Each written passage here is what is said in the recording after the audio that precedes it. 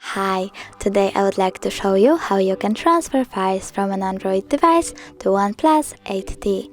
Firstly, open Play Store on both devices and download an app called CLONEit.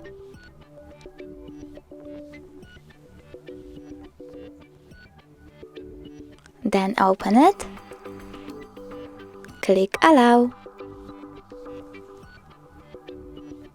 and agree. You want to go with sender on an Android and receiver on OnePlus.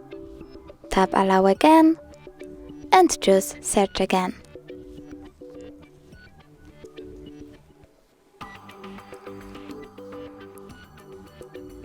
Tap on Available Device, and from here you have two ways to connect.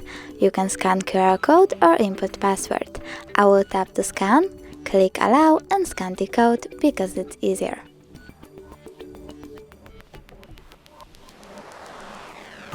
Accept connection request by clicking OK, and normally you want to tap all of those folders and just start. But I don't want to do that because it will take a lot of time, so I will just click here to choose details and go only with one file, for example that song.